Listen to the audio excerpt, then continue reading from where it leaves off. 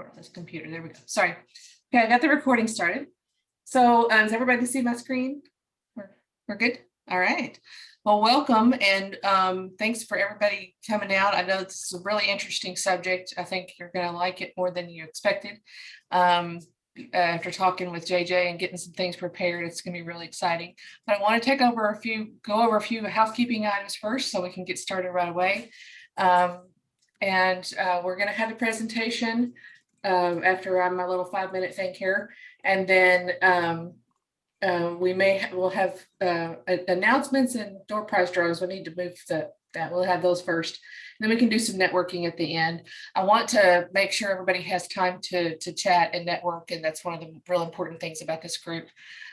We moved it to the end so that we can, have a lot to talk about instead of being awkward at the beginning. So, but we'll go through this together. But if you have a chat, be sure to use the chat if you want to talk in there. And Paula is online. Thank you, Paula, for all that you do for us. She is going to be taking notes and helping with questions and kind of facilitating in that way. And then if you have a question that you want to participate in the discussion, this is going to be a discussion later on after he talks a little bit. Raise your hand. There should be in the participants window or in the bar somewhere. I'm not sure what yours look like, but try to locate that in the reactions. Maybe try to raise your hand there so that way you can participate, and we'll let you unmute. Well, I don't think we're going to be blocking anybody from talking, but just wanted to let you know this will be a discussion. So, all right. The next slide is for those of you who are new to USAA. We want to make sure that you know what our culture is.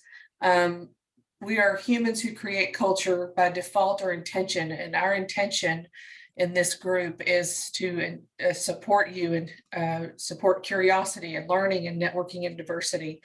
We're a safe space where you can ask questions, especially we have a lot of people in our group that are new to UX, that are come straight out of boot camp, who have just completed a course, who are trying to get experience.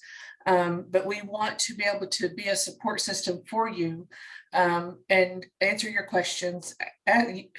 You feel free to ask your questions, and it's no cost. We're not charging you anything. We have sponsors to help us with the cost of putting this on and paying for this, because when you don't have a job, it's really hard to pay for those things. And after you pay for this school boot camping to go to, you don't want to be paying more. So we're here to bounce things off of, and we want you to feel free to express a thought and reach out and connect. If you're not on our Slack channel, please do that. Here's the way to connect with us. We have a Facebook page, LinkedIn, Slack. If you want to, I think Paula can share a link for the Slack invitation for you to join us on there. And just in the middle of the day on a Wednesday at 3:00, you have a question, you send it, and somebody's on there all the time. So we also have the YouTube channel, which this will be recorded and uploaded there, so you can go back and watch it if you're like, what was that thing that they said, and all of that. And also we have a website, and I'll give a little bit more information about that in our announcements later. But one great thing that Paula does, that it's just one of the great things that she does at the end of the meeting, is that she will take all of the things that we've mentioned in the chat. If there's something, if somebody mentions a book or a link or an article or an author, she'll capture all of that and send it to you with a link to this video once we're all done with this meeting. So you'll have it in one little package, and you'll be able to refer back to it later. So that's an awesome thing that she does there. But be looking for that. And I wanted to give a shout out to those who do make it free, as our sponsors that have given us money over the past year, and even time and money and effort, and spent time with us. And Pressable is hosting our website for free, and the others have given sponsorship money. And Firecat Studio, Susan is here and she gives her time graciously. So we want to thank them for all they do to help us put this on. All right, so now we are here for the presentation, and I want you to welcome JJ Melendez, and I'll let him introduce himself. So welcome, JJ. Thank you, Sherry. Appreciate that. So wonderful to be here. I was hoping to share my screen to start. Yeah. All right, let me give you power. Perfect. Yes, please. We all deserve power. Awesome. You are now empowered. Oh, okay. Thank you. Are you able to see my screen? Yes. Okay, great. So hey, everybody, my name's JJ. I'm a transdisciplinary designer. I've been in the industry since 2014. Here's some of the work that's not wrapped up under NDAs that I can kind of show to give you an idea of kind of stuff that I do. When I'm not practicing the science of design, I enjoy exploring the full spectrum of human emotion. You can find some of my work on Amazon as books, some of my music on your favorite streaming platform, and the occasional art show in Southtown, San Antonio. So to kick us off today, I want to share two stories from my past that are totally related to what we'll be talking about today. First one happens is this particular day way back in 2007. This 14-year-old JJ is right there, and I'm on my computer, and I'm taking you back to the day when I decided or considered becoming a white supremacist. So I was 14 years old, and I had found these mind-shattering videos that were showing me how there's this cabal of conniving elites that were plotting against America and trying to ruin our sovereignty. These rabid hordes of immigrants that are coming over to take our jobs and bringing drugs and violence and pico de gallo. And of course, I was totally just scared out of my wits. I remember debating with myself whether my white brothers in arms would recognize that 48% of my DNA was European, so like, it's cool, I'm on their side. But this was my reality machine at the time. It was this HP Inspire, I think is what the Insignia is what it was. And it was the size of a microwave. And I had fallen down one of these YouTube rabbit holes that were, that featured the likes of Alex Jones and some of his very provoking work. So that's the first story. The second story happens a couple years afterwards in 2009 with myself, and I'm now in high school, and my best bud at the time, Tim. So one day, Tim asked me, it's like, hey, are you on Facebook yet? It's outside. Sorry? It is good in here. Where's that swan? Sorry, I think we have a mic on there. I was like, okay, yeah. Awesome, thanks. So are you on Facebook yet? I remember thinking at the time, like, man, Facebook, MySpace came and went. Like, that's out of, I don't even know what it is, but I've been there, I've done that. At least I thought that was gonna happen. Little did I know that this question was exactly what this guy, Chamath, was banking on. In fact, I didn't know it at the time, but both Tim and myself were unwitting participants in his Facebook team's frantic A/B testing. And we were part of the reason that this network they built proliferated to over 2 billion people in a matter of a couple of years. In fact, if you're on this call, chances are you've also been presented some form of A/B testing, some sort of feature testing that makes these tech platforms that we're going to be discussing today so addicting, so enveloping. 7 friends in 10 days. That's the key insight that they found after so much testing. If we can get anybody to 7 friends in 10 days, we're going to grow like crazy. That's what enabled this platform to become viral. So what I want to do today is point out that if you're on this call, yes, we contributed to this proliferation of social media. Facebook, as we know, absorbed Instagram, absorbed WhatsApp, and together, them and all the other tech platforms, they're just continuously processing every bit of data that they can get their hands on from us. And just to make it clear who we're talking about, it's these these platforms. They're really the makers of our realities today. So I'm hoping that through us talking and really looking at the points that this film, The Social Dilemma, brought up for us, we can have a facilitated discussion and walk away with a shared understanding, walk away with the notion of what we want for our future, and be more intentional about how we use this technology. So what I went ahead and did is I did a brief little recap here of what The Social Dilemma was. So if it's been a minute since you've seen the film, I'm just going to do a quick refresher, and then we're going to jump right into the themes of this movie.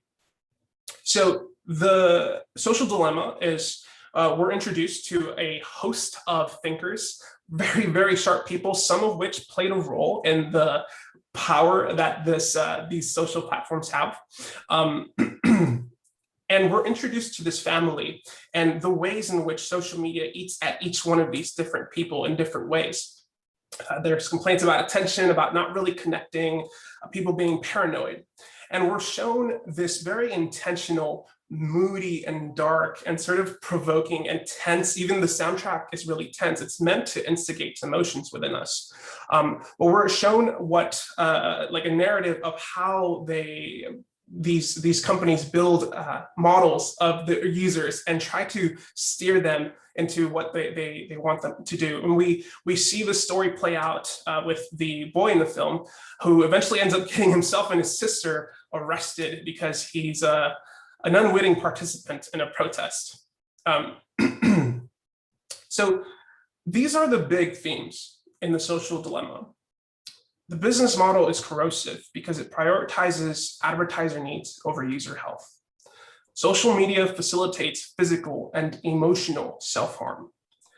Tech platforms are designed to be addicting, and social media is eroding the social fabric.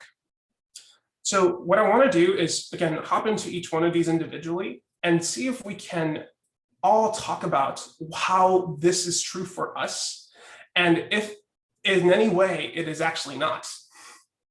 So the business model is corrosive because it prioritizes advertiser needs over user health. So here's a saying from the advertising world in the 70s. If you're not paying for the product, you are the product. Oftentimes you'll hear people, and the reason this is used to describe social platforms is because it's the advertisers. Those are the ones who are putting the dollar down to fund the server, to fund the operation. So technically, they're the customers of Facebook, of Instagram, of even Google advertising. And then we have this quote from Jaron Lanier that's a little more specific and I think a little more accurate. It's the gradual, slight, imperceptible change in your own behavior and perception that's the product. So what does that mean? It means that if I'm an advertiser and I'm paying Facebook, for example, I want them to get me people to click follow, to click subscribe. I want them to get people who are willing to buy what I'm selling. In the worst case scenario, I'm trying to just influence people's opinions so that they can vote for my candidate. And we've seen the slight repercussions that that's had in recent years. So at this time, I know I've been chatting for a minute, but I would like to call on a brave soul here to relate to this or not. How has social media changed your behavior?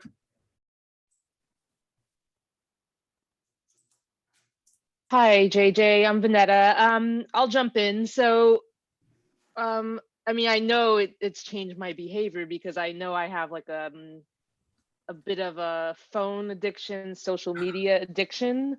And I'm trying to push back on that. So like I'm limiting my time maybe on Instagram so much, but it's like you get all these, and so I turned off notifications for that, but I get notifications for Slack, for Clubhouse, for like Messenger. So it's like you're always being distracted by these things anyway, even if you're trying to ignore them, and you really can't escape, especially if you're always, you know, on your devices at home for work, for school, for for friends, family. So you're always connected, and it's hard to like just say, well, I'm just not going to use my phone. It's just really, really difficult. And I mean, I think partly it's the technology and partly it's self-control. And you know, like I'd like to read a book. I have a stack of books here. I'd like to just stop and take some time out, but it's like, oh, I have too much to do and other things related to being on my laptop again, or my digital devices. So I mean, I thought this quote that Jaron said was like really, like, I like both quotes, but I thought his was really more, like he said, it's not that simple, it's more nuanced. And I said, okay,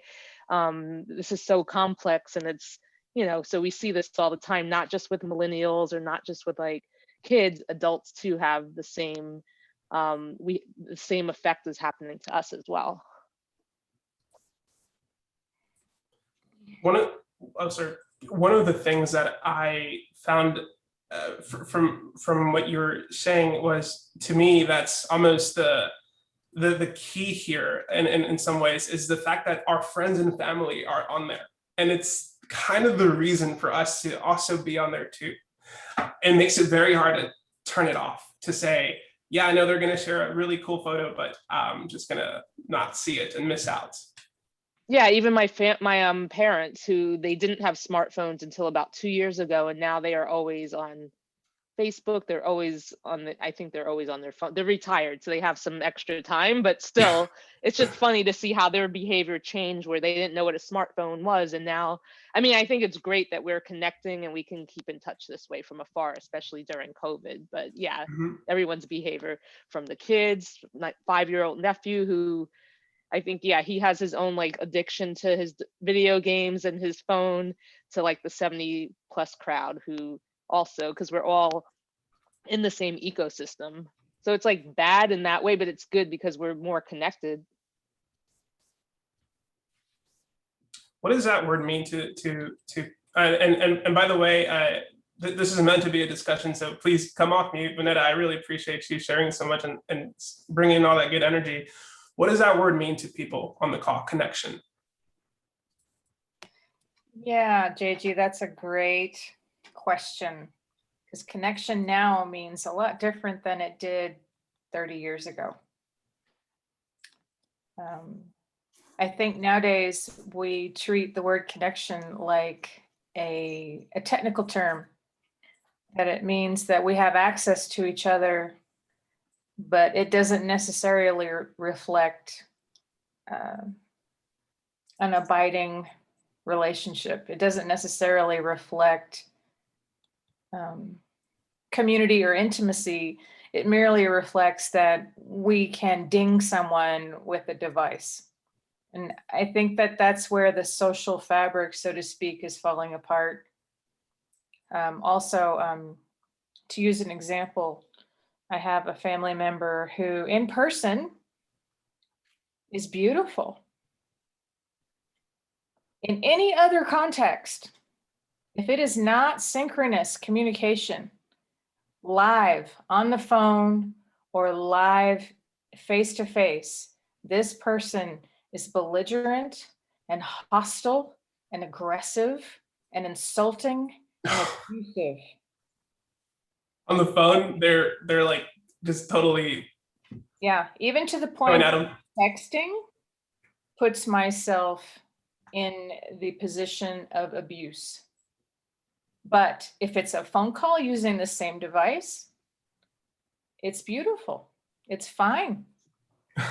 Relatively, I haven't had a negative experience synchronously, but it's the asynchronous communication where something flips in this person's head, and it's like a filter turns off, or an idea, and something shifts. And so I have had to completely block this person from any communication at all. And set our boundaries. another one as well, because connection. Apparently their mindset changes. Yeah, that's wild. And so this is some of, and it's an excuse and the sense of rightness, because they're also very extreme in political view. And the sense of rightness seems to entitle this person to abuse others but this person will not do it in person, live on the phone or face to face. They won't do it then. That's a mystery to me. And that did not happen until the last 5 years. The last 2 years that shift took place. Thanks, Paul. I see we have a hand raised here. That's me. I think it's me, Susan. Yes.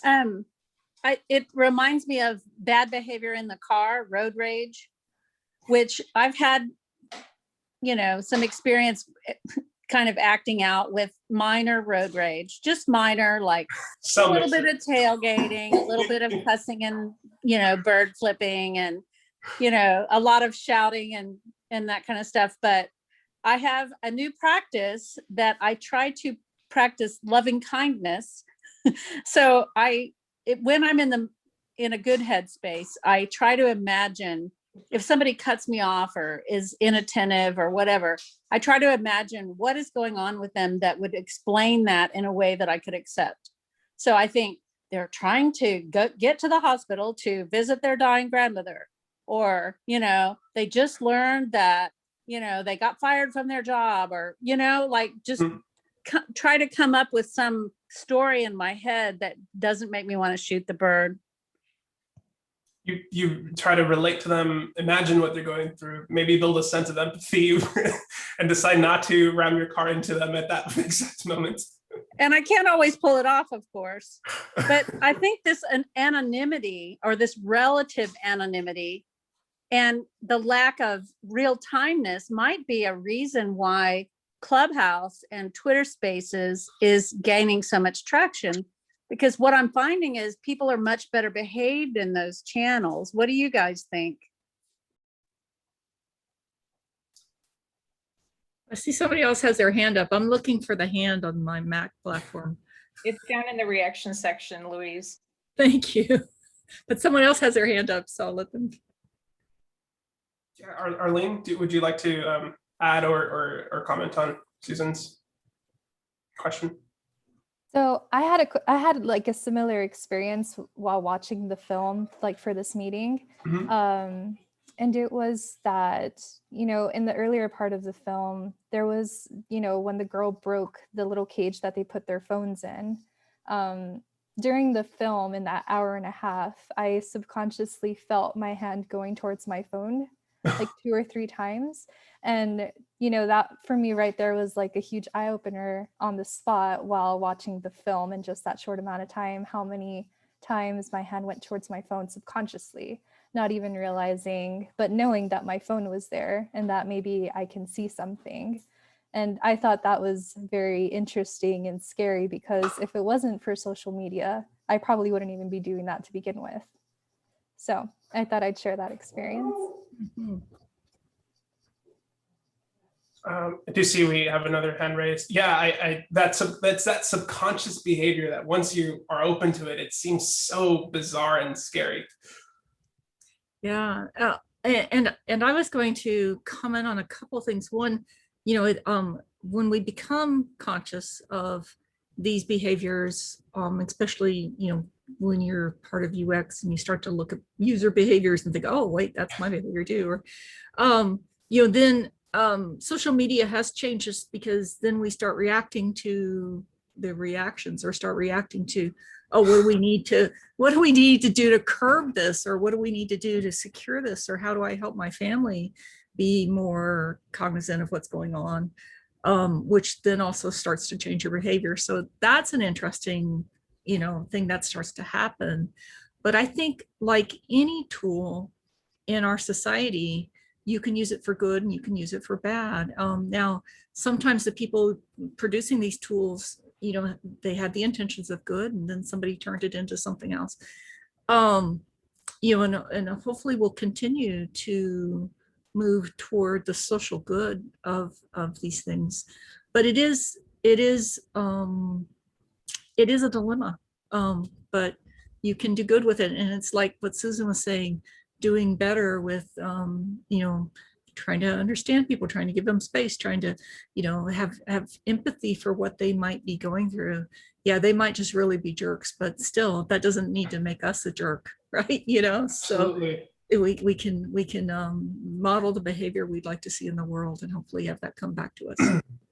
So I think it's an excellent point of modeling that behavior, have it come back to us. Your point too on positivity, I think is very interesting, because at one point, I think it was an engineer said, hey, the like button, we meant for that to spread positivity, not for people to get depressed about it, that they're not getting enough likes in the, in the world.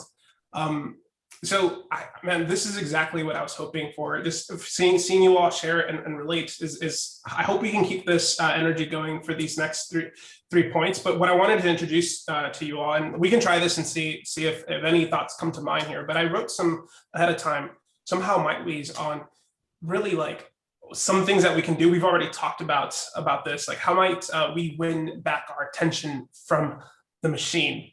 And how might they alter their business for the benefit of humankind? Because it's as much as they want to say, oh, we designed for our users, we're not the ones that are funding their operations. It's the advertisers and their interests. Does anyone have a gut reaction to either one of these questions? Well, I have one especially how might we win back our attention from the machine? I think it's interesting. We spend a lot of time, as we're growing up, and people teaching us how to take care of our bodies, how to wash our hair and, brush our teeth and do these things, but we don't learn how to take care of our mind. And we don't learn how to take, and we don't talk about that. We don't, I think we used to get it by example, right? But now the world's a lot more complicated, and examples maybe don't work as well as they used to. I grew up in a multi-generational household, so I had some wisdom from my grandparents who were born in 1900 and saw all kinds of technology. You wouldn't think, oh, technology. No, they saw it all from, they were still on horseback, and then they saw the airplane, type of, and flew in airplanes and stuff. So that's a big kind of span, right? Yes. And so you get examples and learn. But I think there's more to taking care of our mind and our spirit than maybe the way we do it now. And I think some of those things would win back our attention from the machine, because the machine wouldn't take all of our attention. We hold our own, and you're personally responsible. And once you take on that, you go, okay, if there's a problem here, time for me to figure out. Or ask somebody for help, but it's not about it's about me taking responsibility too. So that's my thought. Absolutely. Make a really good point, and then it made me really appreciate the fact that you brought up the way people used to be brought up. They were brought up in a family in a small area, and they had lots of accountability for their family members, role models, and things like that. In today's world, there's so much travel, there's so much disconnection physically, and even, working in a job for 2 or 3 years at a time. It's just the way that society is now. There's not a whole lot. And if you mess up somewhere, you can move somewhere else. So there's not really a lot of accountability, but we can really change, like JJ was saying, how can we hold them accountable, the companies, by either changing our behavior and demanding better, or continuing with letting them exploit our, downfalls as humans. I love that. We absolutely do. I love that you say demanding better, Sherry, because we absolutely deserve it. There's a thing called the network effect. I think this is the right term. And the idea is that the only thing that gives these platforms value is the fact that we're on them. That's it. If they can exist, right? The thing can exist, but if no one goes to it, they're inherently worthless. So I want to go ahead and move into the second point here. And it's probably the darkest one. I mean, they're all pretty abysmal, but this one especially was very tragic. Social media facilitates physical and emotional self-harm. And there's a quote here, these technology products were not designed by a psychologist to nurture children. They were designed for algorithms that are trying to recommend the best video or really good at getting you to take a photo with a filter on it. We also have this screenshot here of self-harm. This is actually from a,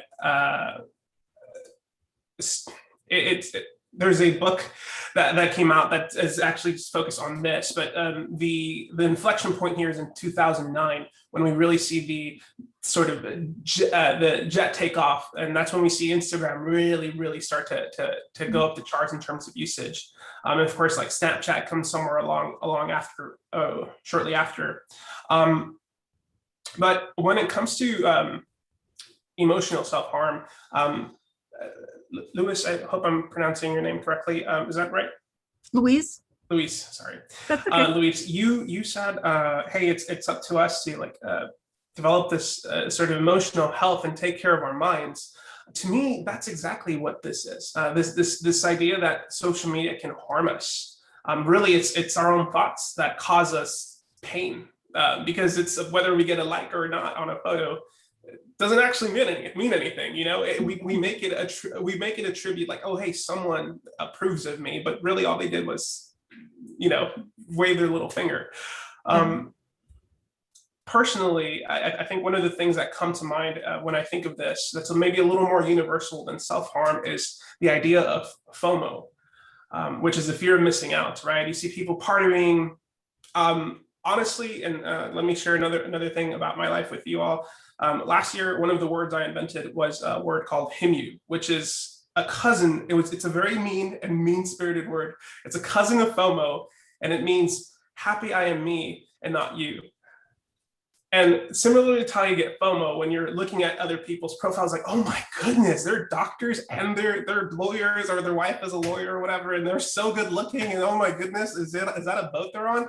HIMU is when you come across a profile, it's like, wow, they really didn't, life really took them for a spin. And man, I'm really happy that I made some good choices. So again, very mean word, mean-spirited. But to me, it's a real feeling that I had using just perusing Instagram profiles, for example. Is this idea that social media facilitates physical emotional harm, does it resonate with anyone else?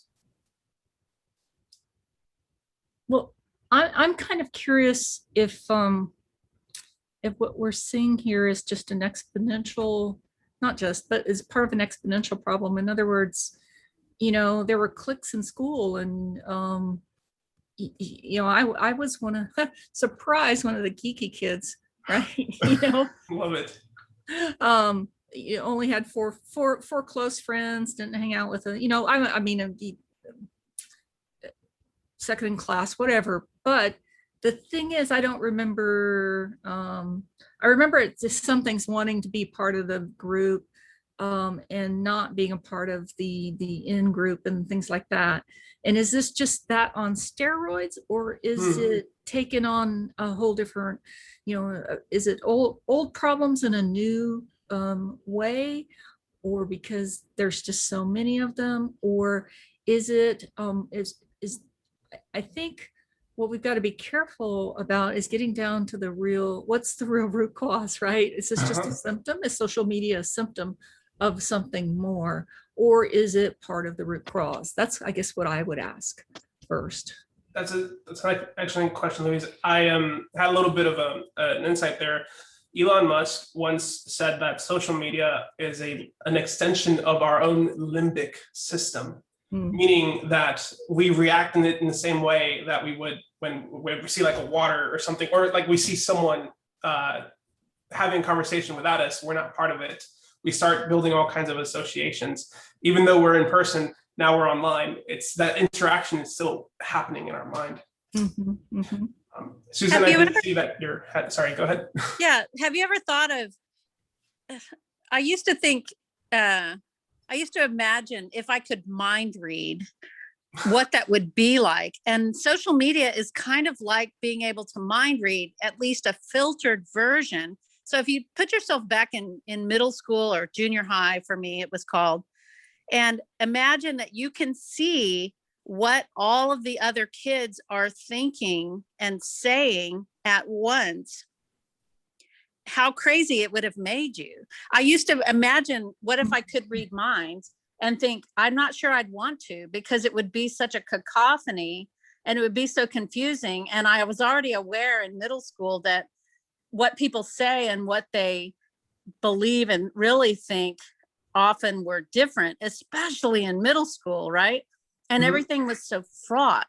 And I see this graphic. I would just watch the show again right before we met, just to refresh myself, because I'd seen it a few months ago. And that screenshot that you took was one of the most striking moments of the film to me, JJ, because the sneaker with I hated that they used pink and purple shoelaces, but it gets the fucking point across, doesn't it? But it's just, it broke my heart for those young girls. My son was born in 1997. He's right on the cusp of Gen Z and millennial. And I'm kind of grateful that that I didn't have a younger child where I was having to make a harder decision. I remember struggling with, should I let him have a phone? Should I let him do social media? Should I be looking at his social media? And I think he was early enough that it didn't really damage him, but it could have. And this slide makes me know that it could have. And I think the problem is getting worse and worse and worse.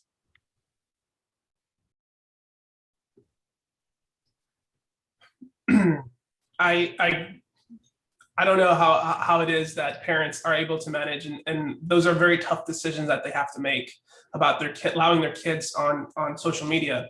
One fascinating little piece of insight is that these Silicon Valley titans, if you will, are the people in that culture. They're actually very avid about sending their kids to technology-free schools.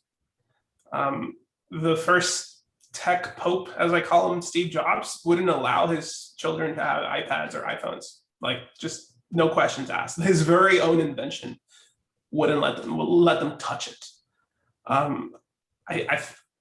I think this is, I mean, I was on there way before I was legally supposed to be on there, and goodness knows what I hear the argument is, hey, as a parent, I don't want my child to be on there, but I know their friends are on there, and if he's not on there or she's not on there, they're the odd one out. So that then creates a little hellscape. You know, I have my twin sister. I answer to Elizabeth, by the way, for my twin, but she has two children. One's 21 and one is 19 or 18. And it was interesting. I actually won an Xbox 360 at some conference when they were about 5 or 6. And I said, oh, I won you an Xbox. And she goes, they're not getting an Xbox yet. They're not getting technology yet. So she did keep them from technology. And then they also went to some interesting, they went to typical Austin public schools. She did pick some, try to get the best. But I remember when the 21-year-old was, he went to an exchange trip in Germany, and we all wanted to see pictures. And he goes, no, I don't want to do Facebook. I know how damaging it could be to my college career. He'd been taught, you don't put stuff on Facebook. And he says, okay, I'm going to make a private to share pictures. But if, and then one time in Germany, he went with his host family, and they went somewhere where they had beer as an 18-year-old, right? And he says, just please don't share this picture. I don't want it on Facebook. Because someone it's permanent now. Yeah, because someone had told him, and he has aspirations, and he, wants to get a good education, and he did. He got a full, what is it called, scholarship. When you take the test, and when you're a junior, whatever that is. Anyway, I can't remember it now, but yeah, he took the SAT, and he got that really high score, and got the full scholarship. So I do see it with my sister's children, that they are aware, and they're pretty good at understanding the impact of social media, and they're pretty responsible, and but they're brilliant kids, you know, up there in that exceptional range. So I don't know if that's just because she worked really hard to do that. And they both also have a little bit of different kinds of exceptions, Asperger's in one, and then some other kinds of issues that she had to work through as a parent. So I don't know. I have hope, and yet I know it's also, you know, that there are lots of people falling into habits and traps, right? So. And Louisa, the key word you said was awareness that they have, and that's the number one thing. And it reminds me of I don't know if y'all have ever watched Black Mirror on that Netflix.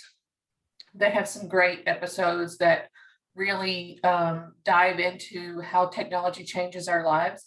And there's one specific episode that this reminded me of, and it's called Nosedive. And it's a woman who had, you know, they were getting social credits for every time you're nice to someone, you get rated, you know, just like we rate, you know, our food and Yelp and things like that, but you were getting as your behavior for other people. And it's really interesting to see how this plays out. Her brother is like not involved in it, don't care.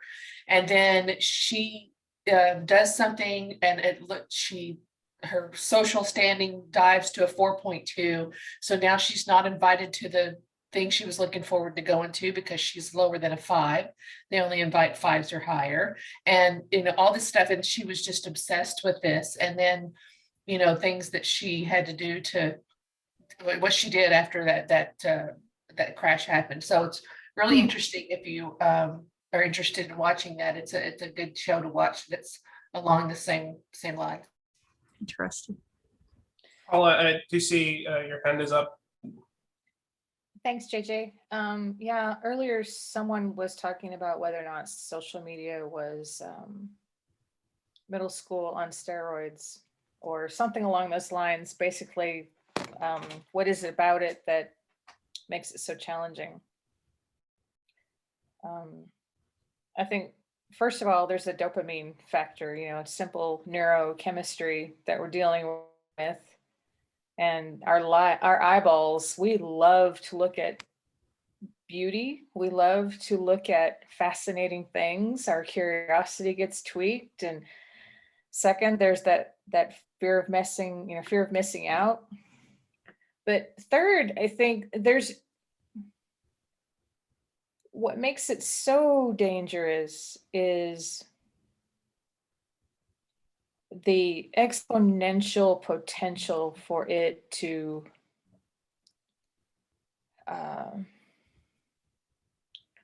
I don't think that kids or even adults can understand what it's like for something to go viral. And then all of a sudden you've got hundreds or thousands of comments that may or may not be positive or negative, and what that does to a fragile person who doesn't understand that that is not your identity. That is not something to take personally. That is just, it's out there. It's an object. It's on the table. And yet there is something about social media that because it's our avatar that's on that page and it's our expressions. And I think a lot of people tend to take the transactions between users on social media as validation or disvalidation of their identity. And I think that's where we trip into stuff and we fall, because we forget, we take things personally, and then we get overwhelmed by the noise. And just like Twitter to me is just noise. It's just noise. It's not, has no value whatsoever. And that's just me. I think one of the, sorry, go ahead. I'm trying to find a happy balance here between the fact that some people are absolutely do perceive each other as hey, you have a ton of followers, let's be friends. I've had experienced that. I had over 3,000 followers on my Instagram when I was, there, and people just want to take selfies with you because they think I don't know what exactly. But there's also this notion that, hey, this actually doesn't reflect on who I am as a person. It's just some metric somewhere. Yeah, I think that we need coaching. Kids especially need coaching. They need perspective, and they need to be reminded that this is not their identity, that this is just, it's out there, and that it can be really dangerous for their future. I can't imagine what it's like for anyone who's going to be running for president in 30 years. You know, how they vet them for the primaries, right? Well, I think the standard isn't anymore. Wonder, you know? I remember when Clinton got called on the carpet for inhaling, or whether or not he inhaled, right? And there's so much smack now out on Facebook where people are living, they're just constantly expressing their life out there. And I think maybe 10 years from now, where they're going through a security clearance or whatever, I don't know. I just, it's difficult to anticipate your life in advance. And I read one comment one time that said, kids started leaving Facebook because older people got onto Facebook, and then the context was lost. All of a sudden, it's a big general context, and you're communicating between many generations, and they couldn't post the same stuff without taking flack. Maybe they became more savvy and they posted only to this group or that group because the features developed over time. That was another aspect. Anyway, yeah, I think that just the fact that it's exponential and people take things personally is part of it. That's I think that's a solid point to end that. Vonette, I do see you raise your hand. Yeah, I just wanted to jump in really quick about that comment. I think a lot of the younger generation, or like if you're on Facebook and then your parents join Facebook, you don't want to be on Facebook because you don't want them to see your secrets. You don't want them to, it's like you want to keep that separate. So yeah, they moved over to Instagram. They moved to like TikTok and other platforms. I think that was mainly one of the reasons why. I mean, I use it now. I'm not a millennial, but I'm not my parents' generation. And I use Facebook so I can keep up with them and like people from high school or whatever, but I use other like Instagram and other things that they're not really into. They're just, they love Facebook. They can post their memes and stuff all day. So different uses, I guess, too. It's like, Mama, I don't think you're going to like everything that you see if you follow me, is what I told her, but you're welcome to. Yeah. Just be prepared. It might not. Your opinion of me to change. Yeah, I could totally relate.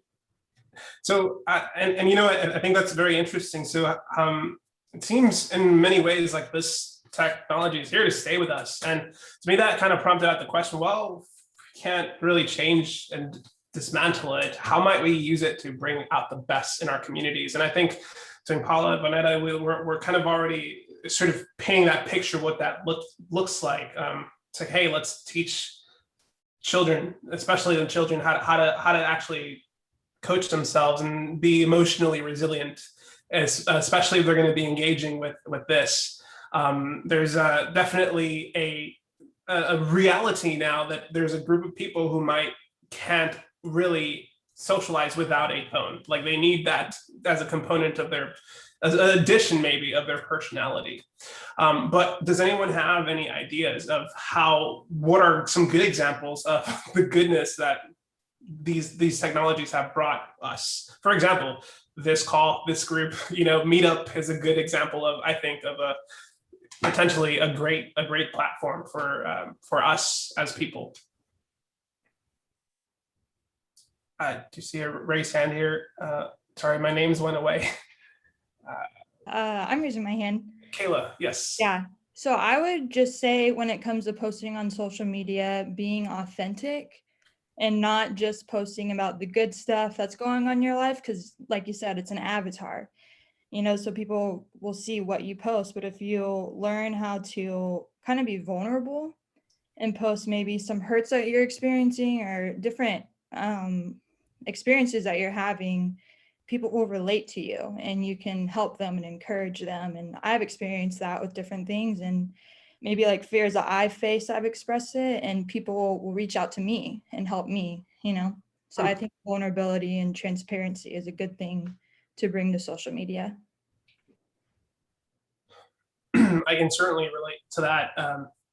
Being transparent, being vulnerable, and people reaching out. You really start seeing, oh wow, these people, my friends care about me. They're not just people who watch my story. That's an excellent point. Arlene, do you have something to add to that authentic comment, or do you to the conversation? Yeah, so something else that I've seen a lot is, because we get to see all of the stuff that we're interested in, like on Facebook. We also get introduced to opportunities to volunteer or get to see, and this was mentioned in the film, like people have been able to access organ donors easier because of different groups. And it's something I've seen similar with the app next door. It's not necessarily Facebook, but I see a lot of people, they lose pets, and then like all of their neighbors are helping to, get their pet back or something like that. Or people, looking for services, recommendations. That's also something really helpful that social media could bring to, to a specific person looking for help. Yeah, I'll try to go find my hand again. No, but I was just thinking when you said social media for help and that type of thing. There's the thing where as humans we're drawn to the drama, we're drawn to the the bad, because that's how we survive. We've got to watch out for the tiger leaping out of the bushes, that type of thing. So we're drawn to it, and when you're aware that that's your nature, and you can look for the positive, then you start to find positive, everywhere you look, because you're looking for it.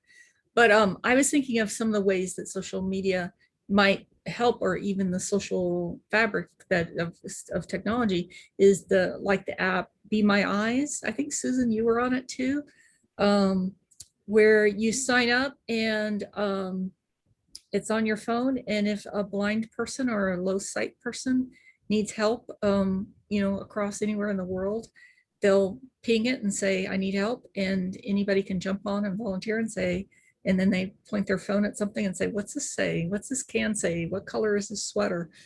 And you as a sighted person can give them a little help. And they're saying because it's worldwide, it's really helpful, because the person might be, all the person's local friends might be sleeping if they're up in the middle of the night needing help. And so they'll reach out to the world community where there's somebody always up.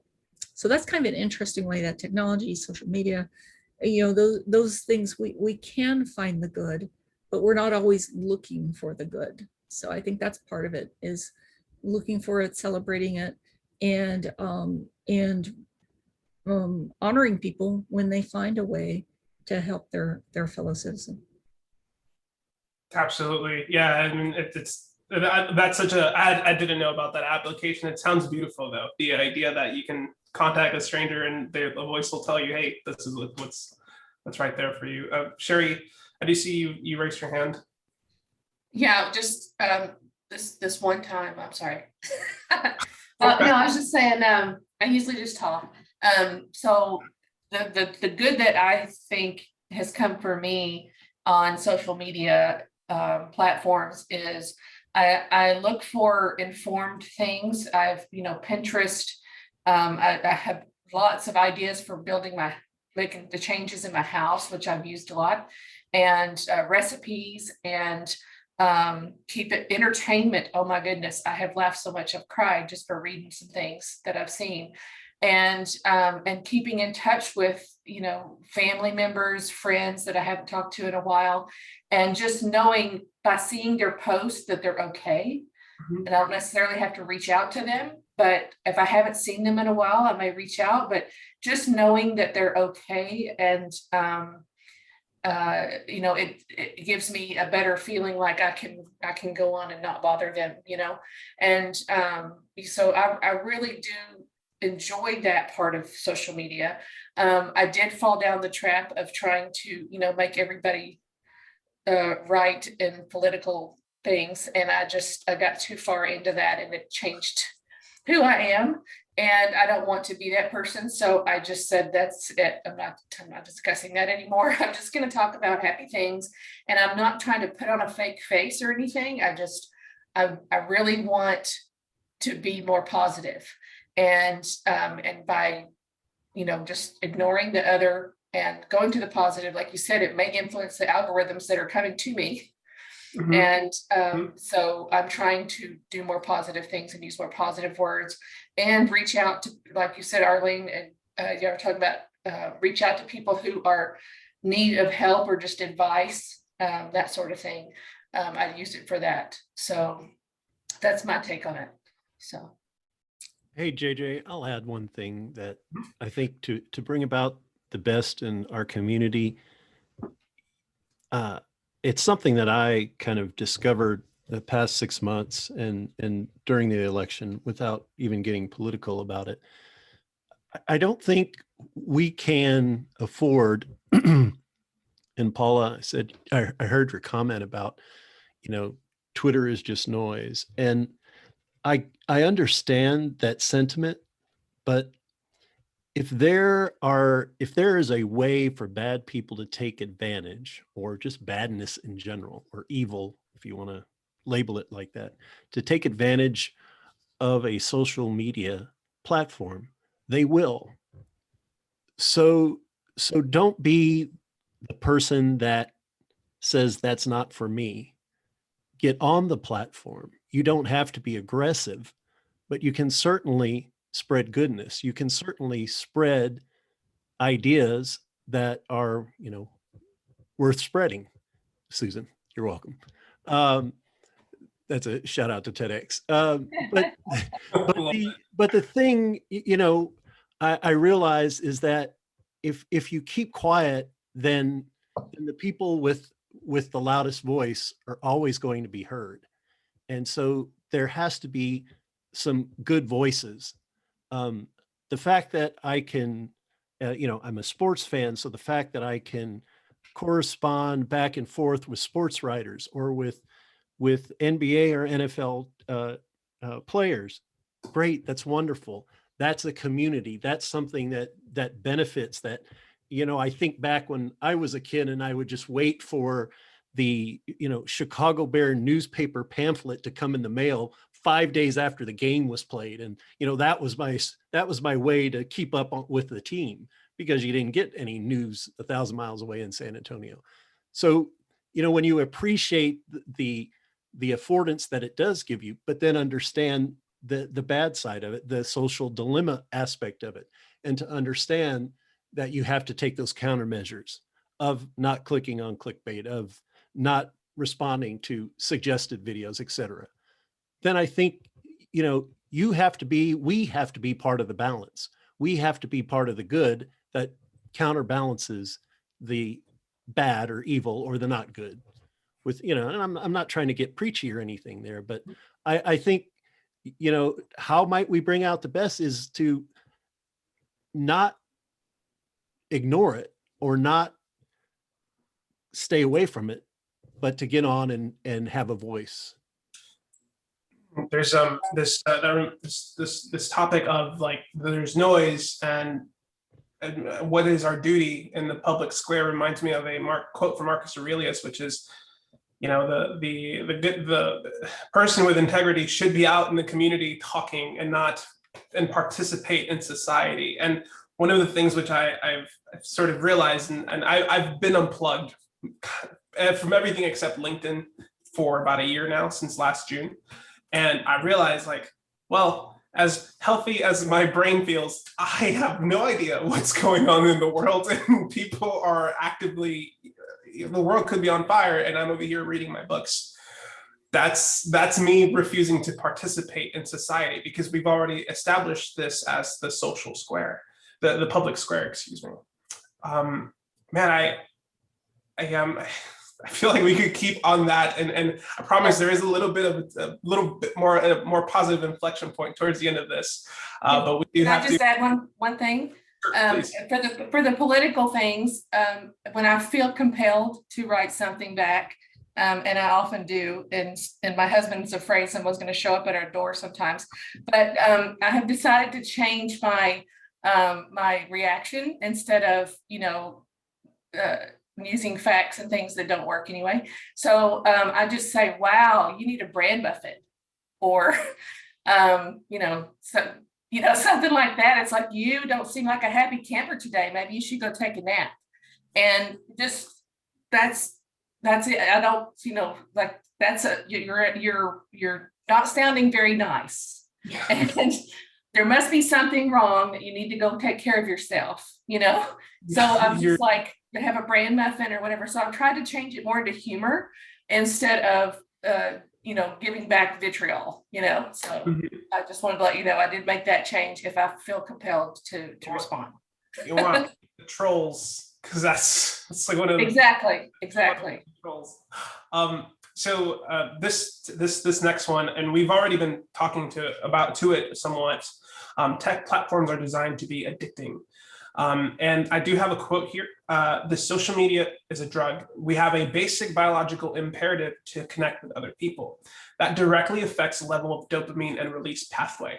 Millions of years of evolution and people coming together to find mates. And it trails off because it kind of just starts talking about evolution, and what I wanted to focus on is the idea of how dopamine works. And if there's a really good book called I think it's called The Drug of More or something like that.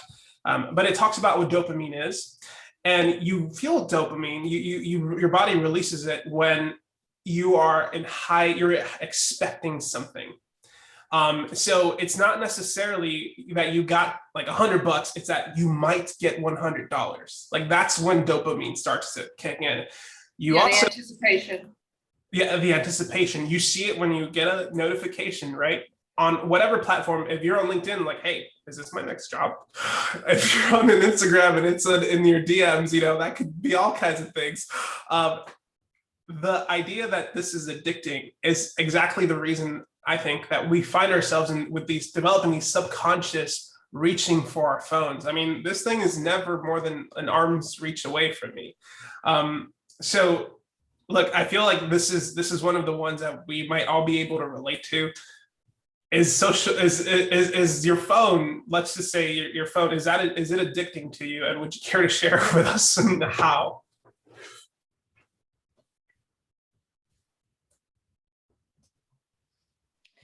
Am I the only one with this issue? Yeah, I can share on that.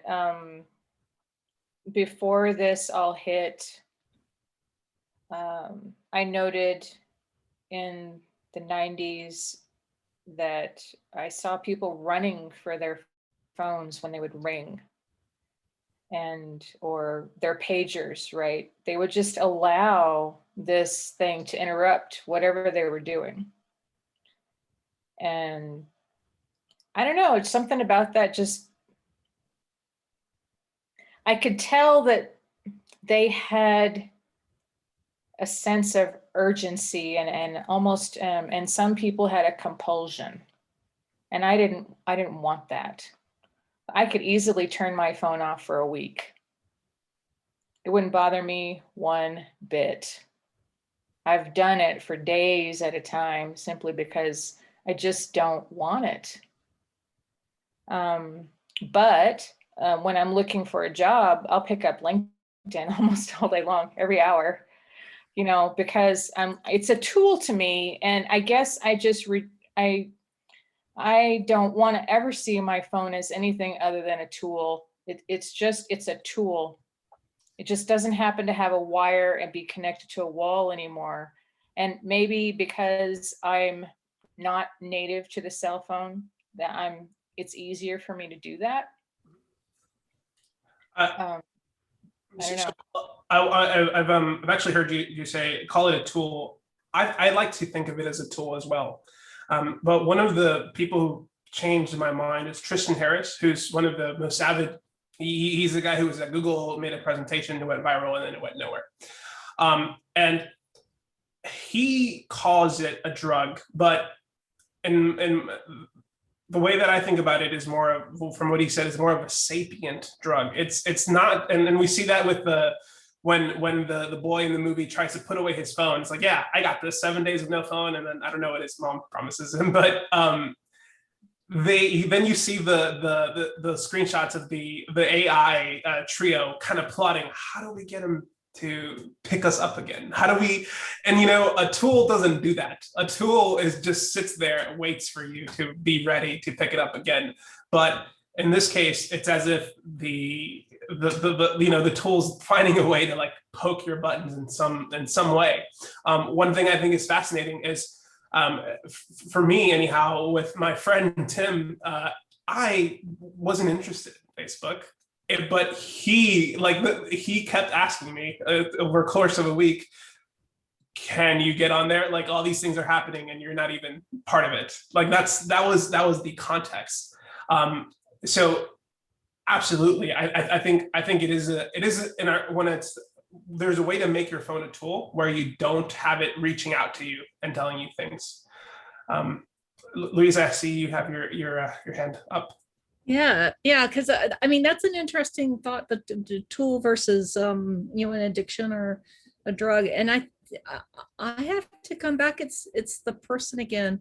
Now the tech companies can certainly, and people like us, we can use the dark arts, we can use behavioral tools and behavioral things to hopefully guide people to do things that we need to, whether for good or for some sort of other purpose.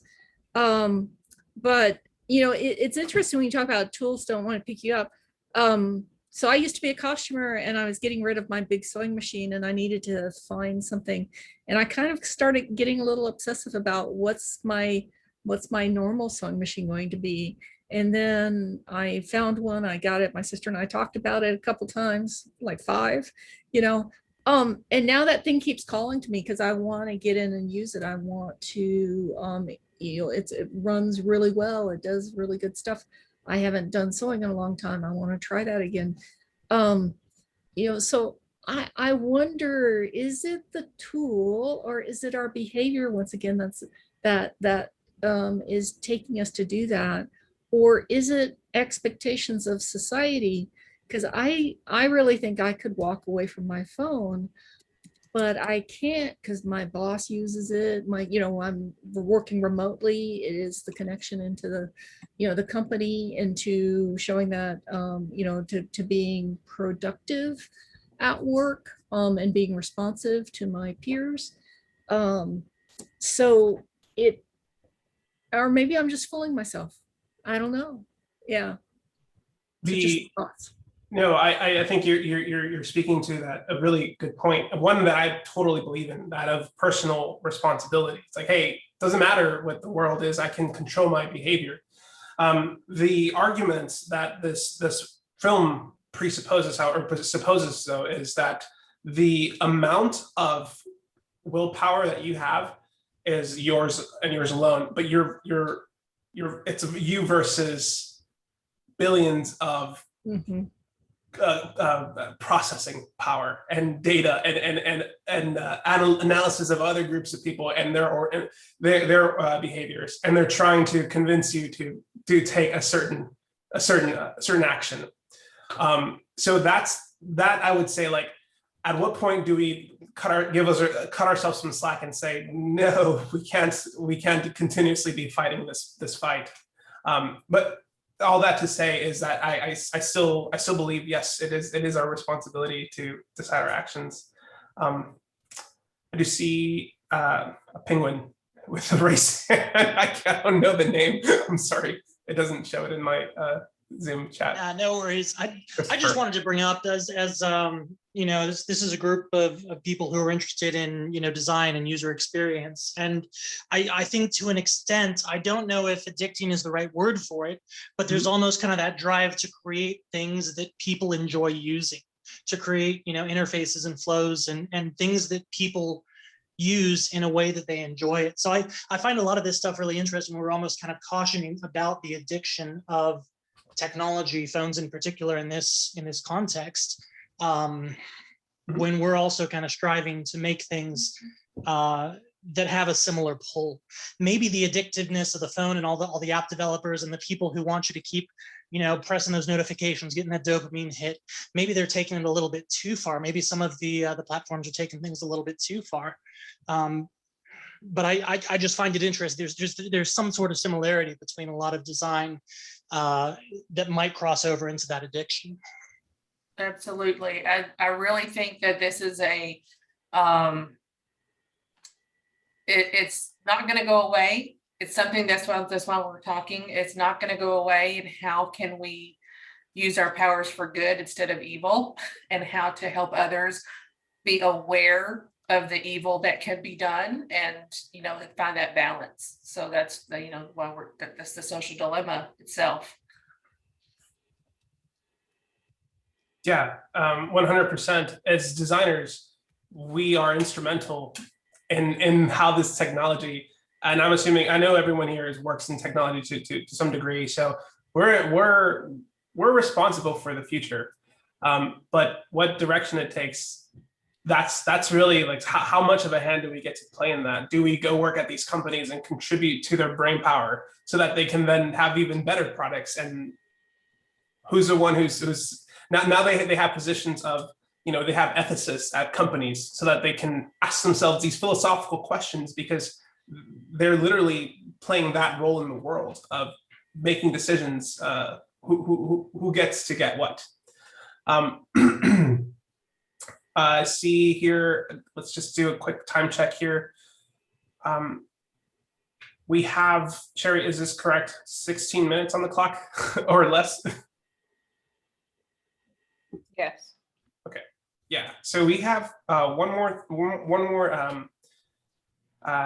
insight here to explore.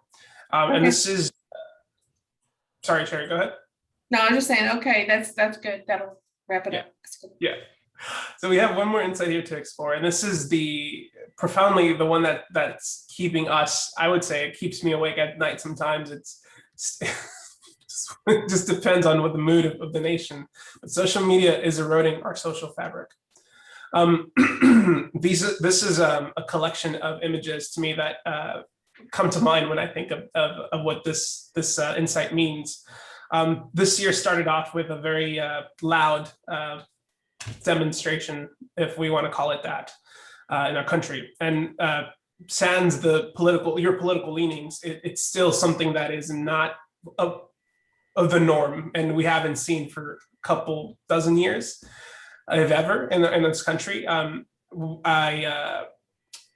This whole notion of a flat Earth is the thing is kind of provocative, because there's some people who this is their reality. You can't convince them otherwise. They know that this is the truth. In fact, they're married so much to their reality that they think everyone else is crazy, and they're the ones who know the truth. One of the other things that I think is also fascinating is, for now, this technology exists in these little metal boxes. But someday, we'll get to wear it. And maybe it won't be so obtrusive, but this is a behavior that everyone does all the time, and I think it informs how we communicate just in person already.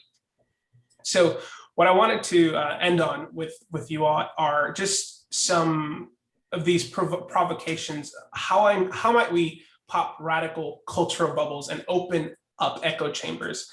And I think it sounds like because there's a lot of people who are designers here, we're more prone for empathy, and maybe we don't suffer from that as much. But one of the other questions that I would like for us to think about is, how might we be the architects of the future we want to see, and not the enablers of our own oblivion? So this is the last provocations, but I think it's an opportunity for us to explore some of the ways in which we can influence the future. So who would like to kick us off? I've been on a kick lately of stop the sound bites, stop the microscripts, and stop the labels. And that's so popular in politics. That's where it's even monetized greatly, because you label someone, or you can say something about some policy or someone, and immediately everyone makes that connection, right or wrong, and most of the time it's wrong. So we have to get out of that. And when I say stop, I mean, catch people saying it and ask them what they mean or tell them to stop. You know, you can't Very keep good point. calling, yeah, you can't keep calling someone, you know, anything. I don't even want to give an example because it gets too much into the weeds. You can't keep calling someone a thing or calling a policy this and expect people to just swallow it, because people do just swallow it. And so if you hear that, again, it gets back to that point of, you know, you've got to pop the bubble by asking the question, by giving the counterpoint, at least to balance out what's imbalanced. Yeah, and that makes me think of a discussion I had just yesterday with people from work, and someone said, well, you know, but the millennials do this or that. I said, you know, the oldest millennials are in their 40s right now. And they're like, oh, yeah, good point. So they're wanting to, you know, put this label and put people in a box. And I'm like, they're in their 40s. What are you doing? So yeah, I agree 100%, Bob. And I myself have been called out when I said something or did something that I did not realize came across offensively. And it was it was a little shaking, you know, and I'm glad that they did it. And they did it in a very compassionate way and said, you know, I know that you don't mean it this way, but this is the way it's coming across. And it really helped me be more aware of what I was saying and doing, and to think twice before doing that again. And if we do that for each other, hold each other accountable, you know, try to help each other, and then, you know, it makes us a better society. So I agree with Bob. As a collective, I think we're very much, it feels that I'm aware of almost the people who I know. It seems amongst us, we seem to communicate at a certain level. But it seems also when I read the news that there's another group of people that are just totally living a different reality and are absolutely upset. Absolutely. Absolutely. The sobering part, yeah. Sorry. We have to accept that. Yeah, we have to accept that they have their own reality and that what we say and do cannot change it, but we don't have to accept it or make it okay and just say, oh, I think a different way. You know, just leave it. We're not going to change them. They're not going to change us. So, but I think we also have to understand that they are where they are because of their experiences. Exactly. And that you know, we think of it that they need to find their way out of that because they don't know reality, or they they believe you know, fake news or altered facts or whatever the thing is. But even having empathy for them in the state that they might be in, and thinking, you know, how can we help them, not change them, not educate them, but how can we help them where they are as people? And I guess I have to think that way. No, I don't have to. It's the way, you know, because at the city, we serve the entire population, the residents, and it may not sometimes feel like that, but hey, there's inroads, there's things happening.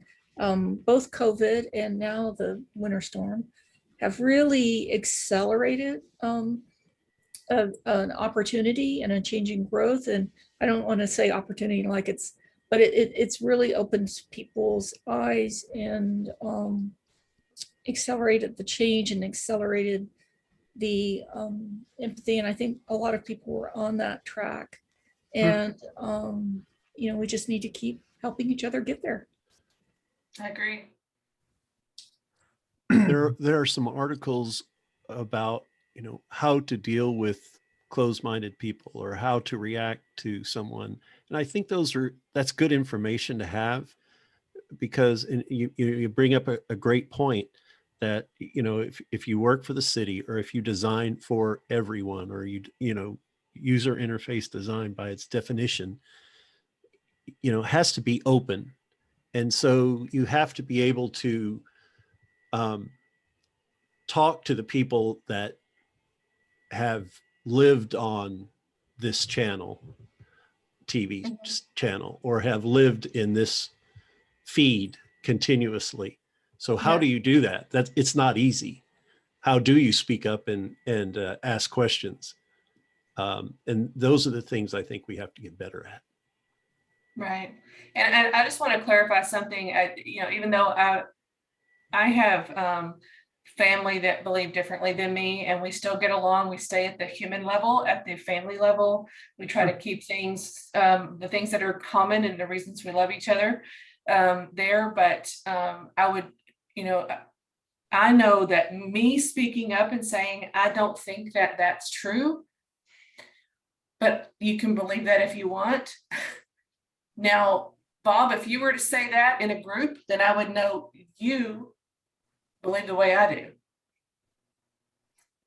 or somebody. So I'm letting someone else know that's hearing, well, they just spoke up about it. So they believe the way I do. And if I, this Me Too movement that came out, it's like speaking up.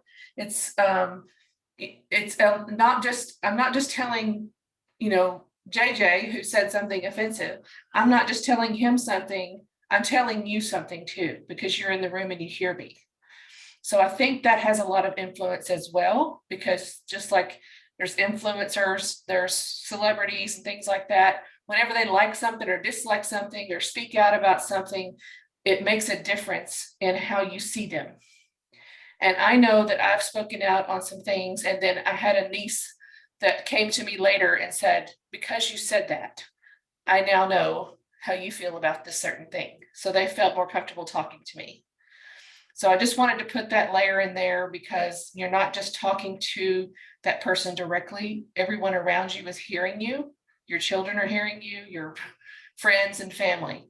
And even if you don't have to be mean or hateful about responding, but like you said, just let them know in a kind way, I don't think that way, then you may be seen as differently by them, but you may be by others too. So just want you see that likeness, and then emboldens the goodness, right. Hopefully the goodness. They spoke up. I'll speak up too. Yeah. Mm-hmm. It reminds me about the comment that Bob had made about, hey, even if there's just noise, speak up anyways, because it sort of shows like, hey, maybe it emboldens someone else who wants to either defend or and I think what's interesting is that we're almost given this opportunity to collectively manage ourselves, like culturally. To me, it's still a little unsettling that power is in the hands of these private companies, right, that are building these technologies and experimenting on us, really just to get our time and attention. I want to say thank you to everybody for engaging in this discourse. One of the things I want to leave you all with, and hopefully when I say leave, I mean just for this conversation and for tonight, and hopefully this isn't something that stays here. It's something that we carry with us, and we exchange these ideas, and we heard maybe things that we agree in, some things that were new, some things that we didn't agree with. All is good stuff. There's a thinker that I really like. He's a historian. His name is Yuval Harari. He wrote a book called Sapiens and another one called Homo Deus. Very riveting stuff. But when he speculates about the future, he says we can do three things to resist and not necessarily resist the change, but not be just a dust in the wind against these tech giants. And number one is to know ourselves faster and better than the algorithms do. Basically, like if don't fall prey to every single suggestion that either Amazon or YouTube makes to you or Google. The second thing, which is what we're doing right now, is to join groups and talk to like-minded people, because together we are combating that isolation of just being and hearing exactly what we want to hear every single day. The third involves, legislation, which is a little bit out of the bounds of this conversation, I think. But hey, maybe in the future, that's where we'll be, and that's the forum that we'll be talking about. But for now, I just want to say thank you to everybody. This has been such a lovely Thursday evening speaking with you all and hearing how this film and how these thoughts are, to me, I hear myself in each and every one of the comments that was made today. So it's just beautiful to be able to build this relationship. So thank you.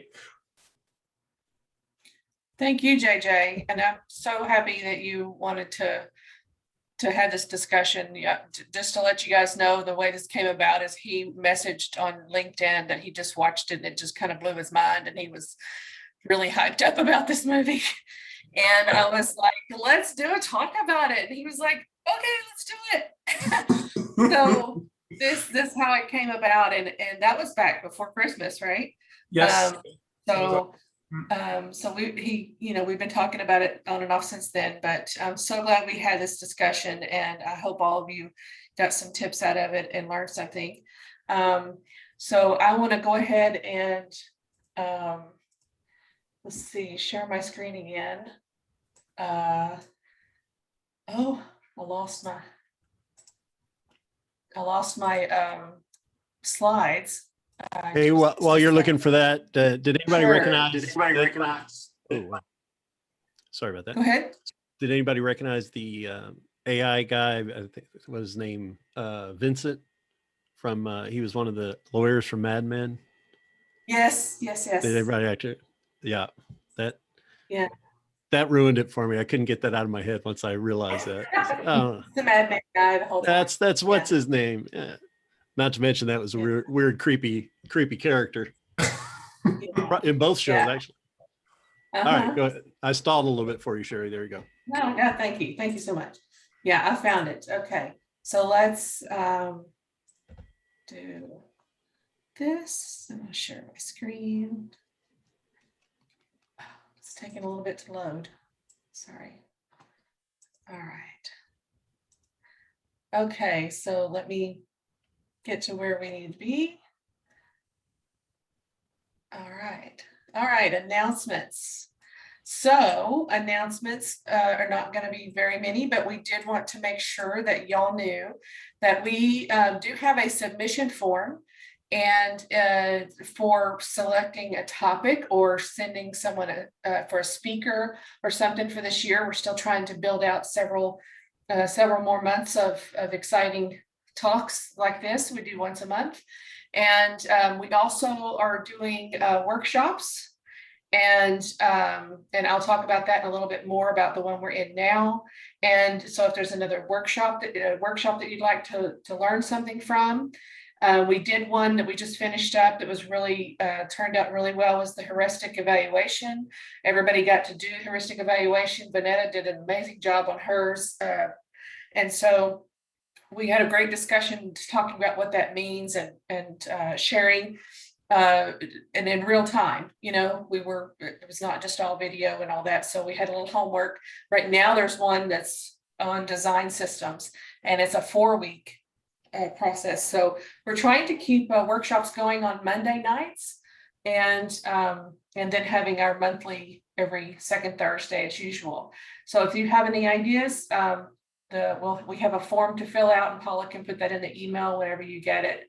And we also, big announcement, we just updated. You can now make a donation on the website, directly to the website, to pay through PayPal. We got it set up. We're so excited about that. And so we will take sponsorships and one-time donations and things like that. So that, again, you don't have to pay, but you can, $5 or whatever you feel like, or you can send it to your company for sponsorships. There's a sponsorship page on uxsanantonio.org. So that's the announcements. And so the next workshop is this next Monday. It is part 4 already. Paula, I can't believe it's part 4 already. Okay, so we have Design Systems 101 in the real world, and James Curry is a senior designer from Chicago, and he has been facilitating this, and it's so great. And he gets in there and geeks out with everybody, and it's really great. So yeah, Vanetta, yeah, you're saying it's part 3. Yeah, part 3 is this Monday coming up. This is the 22nd. Okay, yeah, I was going to say it's part 4 already. Okay, Yeah. so we'll do. Okay, the slides are on, but it's still part 3. There's part 4, and then after that, we're going to have, if we don't have a workshop on a Monday night, we're going to have an AMA session, which is the Ask Me Anything. So we'll bring in different people and different topics and things like that. So if you want to be a part of those or be, you know, in that, just look for those. So something's going to be going on every Monday night. We want to keep the conversation going, or you can just come to the monthly meetings. And then the next meetup is going to be the soft skills for the job hunt. And that's people who are looking for jobs. I know there's a lot of people on our in our membership that are looking for jobs. And I'm focusing this year on soft skills because, you know, you go through school and you learn these hard skills and you get practice and things like that. And you can get those by doing a lot on your own. But the soft skills are something that are really, really important when you get hired. So I want to make sure that we go over that and y'all understand what's important whenever you're looking for a job. You need to be trainable. You can't train a full cup, you know, you can't fill a full cup. So we need to be trainable. We need to be, you know, collaborative and things like that. And some things I ran across as I was doing my job hunt, I was laid off furloughed last March. And then I was doing some contract work through some recruiters. And then I got hired on in January full-time. And I feel like I found my home. So it is possible. And I just wanted to share my story with you for next month's meeting. So now it's door prize time. Yay! Okay. All right. So I think I have everybody in here. Let me see. I'm probably not sharing that one. There we go. Okay. Okay. So I think I have everybody in here. Christopher joined later. Anybody else who's in here is one of our staff people. So It is not in there. huh? Vanetta is not on there. What? Yeah. Also not She is seeing now. Sean. Give Vanetta my spot. There you go. Oh.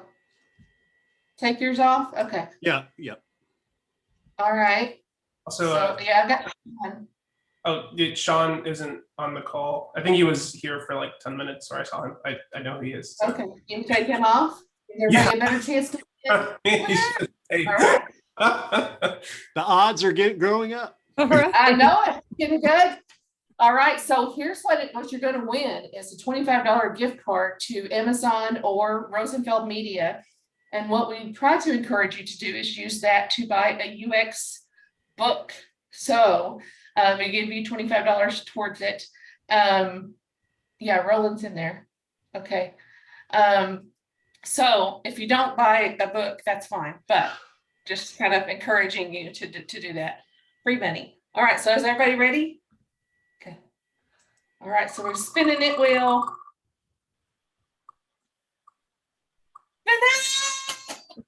Good thing she got added. Thanks, Bob. You gave up your spot. All right. You're welcome. You have to share. You have to share your knowledge once you get. I'll do Yes. a book review. I There you need go. another book for my stack of There we books. go. So yeah. Yes, you. so we just need an email so that you can we can send that to you. Do you want Amazon or Rosenfeld Media? I'll support Rosenfeld. Okay. So we'll I get a like their Rosenfeld books, yeah. Media. Yes, I love him. So awesome. Okay. Well, that was That fun. wheel thing was cool. Yeah, That where's was the wheel thing from? I need that awesome. for a different meeting. It's called wheelofnames.com. Seriously. Go do it. It's free. Wheelofnames.com, okay. Yeah. Wheelofnames.com. And it makes it so fair, doesn't it? Yeah. Cool. And you can see it spinning. I love it. We're gonna use I know, that. and I love the little confetti after and everything. Makes it exciting. You know, the topics and speakers, if I have an idea, I just have an idea. This is kind of a selfish idea. I was looking for Yeah. I was looking for a cartoon that I want to put in. I'm going to be doing I've got 8 minutes to talk about CX and a big project to all the department heads coming up, right? So, but there's that great cartoon about the parents buy a crib with the mobile and they say, I love it. And the baby's lying underneath it. And the next frame is the baby looking at the butts of the little animals on the mobile. Uh-huh. And it's just such an eye-opening cartoon, right? You know, when you think Right, you know right. your users and you realize, oh, they're not seeing what I'm seeing. Yeah. So I think it'd be great to have a little resources section of cartoons or illustrations or icons, things that really kind of help us get our, you know, that might get a point across like that. Uh-huh. I Yeah, finally we have found a out that Slack this is, channel. Yeah, we have a Slack channel with random on it. oh, And we okay. share things like that on there, some funny things. There are some funny memes and things on there, but yeah, you can feel free to Cool. share. We don't do it as much as we should, but yeah, so it gives a good perspective. I even posted something in LinkedIn the other day. It was talking about a bathroom, showing that, you know, here's what a UI designer does. This is what a visual designer does and all the stuff. And then the UX designer says, why are you making them walk across the bathroom to get a paper towel, you know, with wet hands? So that's the difference of the vision that we all have from our perspective. So Yeah. great. Yeah. It's interesting how a story like that can just really help. You know, I used to walk into a meeting, I'm in the IT, I was web design, but when I'd walk into a meeting and they were having a network problem, they're like, can you fix this? And I'm like, I'm not the plumber, you know. Right. I'm the painter. Ask me to paint something. Anyway, yeah, that quick story. So that's on the slide channel. Do I go to Meetup and? Paula, didn't you post it in the chat earlier, the Slack invitation? Oh, it's in the Slack. Okay. Yeah, in the Slack, there's a random channel Okay. that we share that with, and there's also a resources channel for articles and things like that. So great. I probably was there at one time and just hadn't been lately. So I will go. Okay. Thank you. Yeah, please do contribute to that. And I know we've run a little bit over, but I think it was a great talk. And I think I feel a lot better now that we're part of the change for good. So, all right. Well, thanks everybody. If you guys want to hang out and talk a little bit more, you're welcome to, but I know you all have lives you want to get back to. Thank you all. I hope you have a good one. Yep. Thank you, JJ. Thank you. Thank you. JJ. Good night. Thanks, JJ. Bye, y'all. Awesome. Bye, everyone. Bye. Louise, it was good to have you here. Oh, thank you. Yeah, I appreciate it. Good to be here. I need to stop by more often. So. Well, you're welcome. Here. I know you're really busy. I Oh, can't imagine what you've been going through in the last 6 weeks. So I don't know, it feels like 8 years now. But yeah, it's always a little bit, but yeah, I really appreciate it. And I need to get more people at work involved in the group too. That's another one of my goals, is to get more of a practice and a group set up and get people involved in the community too. So Thank you. So this was originally put together to highlight the, the San Antonio talent, but because of COVID and everything, it just all blew up and actually became better. We have a big audience now. We have people in our workshop that are from Bali. They're getting up at 6 a.m. to attend. oh, that's so cool. So, yeah. Really, yeah, that's the really interesting part about all of this, right? It's really changed a lot of things, and some for the better, and some hopefully we can find the better. Yeah. Yeah, All I right. really appreciated the comments about being a counterbalance. I hadn't thought about that. Mm. I'd only considered like, man, this is just too much. And I think maybe because the people I've been exposed to are so toxic. Yeah. Well, it's hard. I mean, because I've done my own spiraling at times, but I've also done a lot of meditation and some other things now, and then trying to get back into my own of just being absolutely self-assured might be the thing, or, you know, how to put it, but not yeah, it's hard. It's really hard. I'm having trouble kind of thinking about it, but explaining, because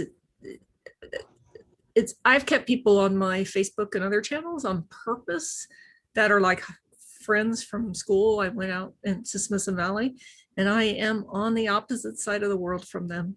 But Yeah, you know, yeah. trying to keep that bubble big, right?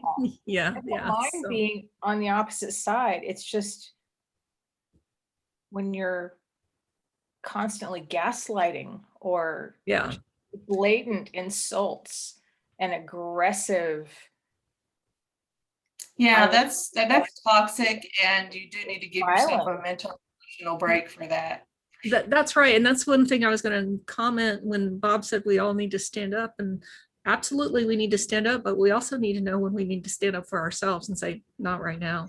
I need to go, Yeah. you know, because there's always going to be somebody to, but I think what Susan said too about trying to find a way, you know, that empathy, that way of saying, you know, maybe they're having a bad, you know, and it's not always true. Sometimes they're just really, but even people who are really bad people, something happened that took them down that path. Oh yeah, Yeah. I You know. know that something Give did. them the benefit of the doubt, you know? Yeah, but and the thing is learning to, I know I'm a giver, and I'm a, you know, yes, you know, I have a hard time saying no sometimes, and to be able to, the difference between helping and helping yourself, right? Because you are a valid part of this equation, and you've got to be able to stand up for yourself too. Yeah, it's been a journey the last year. All of us have had this journey. Yeah, definitely. I liked what you said about the snowstorm accelerating everything. I wanted to ask you a little bit more about that, but maybe another time. Yeah, I haven't had dinner, so Please go have dinner. but there's a great, and actually it's up on my thing because I was showing the CTO earlier about an article. It's 7 essays, and I thought it was, let me just see if I could find my Adobe thing. Come on, Adobe, where are you? There he is. Okay, and I'll since we're still on, I'll just, here it is.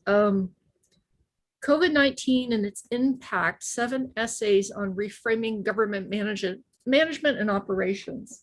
Because I think that's what's really, I'm going to put the title here. I don't have the URL at the moment, but I'm seeing more things like this that how, you know, like even doing remote government before, it hadn't been somebody's, you know, to have remote city council meetings.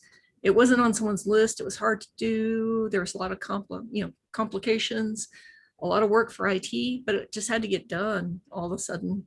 And then from that, the springboard to, oh yeah, maybe we should do. And then now what's really rewarding too is hearing conversations like, oh, well, you know, I know there's a digital divide, but how are we going to make sure once they get here that they can do what they need to do? In other words, talking about how do we serve our underserved community and not just the technology savvy people too, you know? So it's accelerated so many things in a lot of different ways. It's really great. That's fantastic. Yeah, yeah. So, wow. All right, ladies, I Well, better go thanks, get that ladies. dinner. Yeah.